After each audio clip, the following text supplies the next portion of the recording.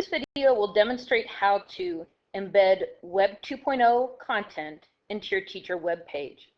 This content can be created by you using a Web 2.0 application such as Glogster, ViewVox, Chogger, or other Web 2.0 applications.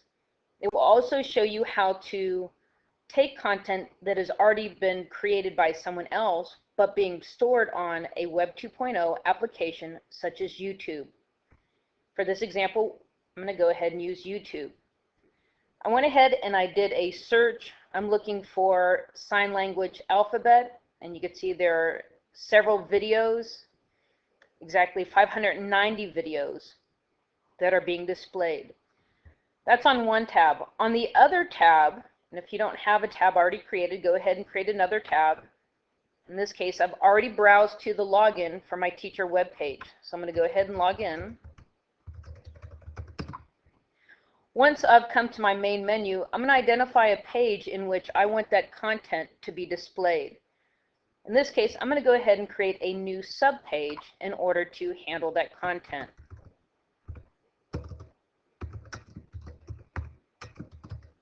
I'm going to go ahead and title that. And I'm going to select Continue. It's going to bring me to my new page. And notice that the page info is selected. So normally what we would do is go down into the text area and we would create the information for our page. In this case, I'm going to actually scroll down and I'm going to select the HTML tag. And that's going to give me the other portion of the teacher web page in which I can paste HTML code.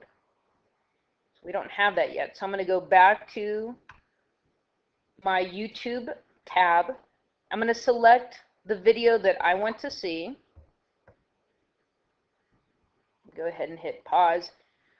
I would definitely watch this video before I embedded it into my teacher web page to ensure there's no inappropriate content that I will be hosting. So I'm going to go ahead and pause that because I've already watched it. I'm going to scroll down, and on the right hand side you notice it gives me two different options. One is a URL link, so I could go ahead, copy that link and paste that link into my teacher web page, but then the individual would have to click on that link in order to come to this page to see the video.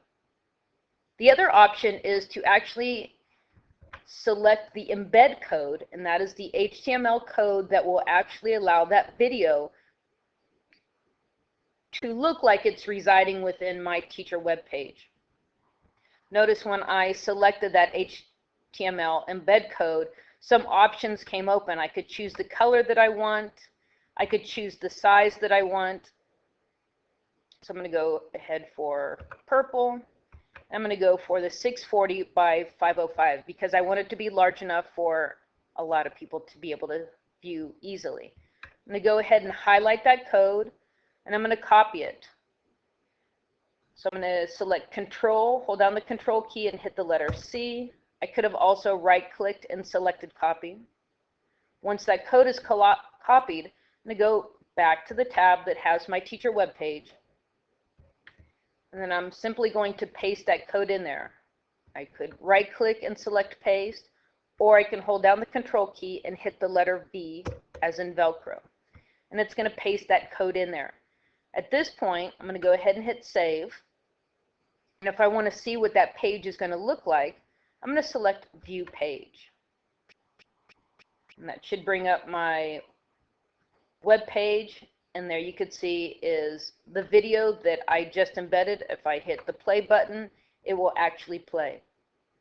Now, please realize that embedding YouTube videos into your teacher web page is great, but unfortunately, during school hours or when a student accesses your teacher web page from a school machine, they will not be able to see that YouTube video because that is blocked for students. However, they could, when they're at home or off campus, be able to view that video.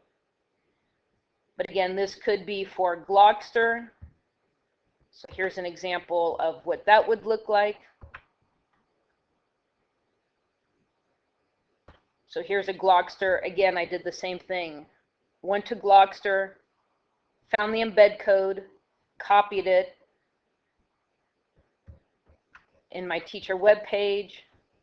I went down to the HTML tag and pasted that code in there and selected save.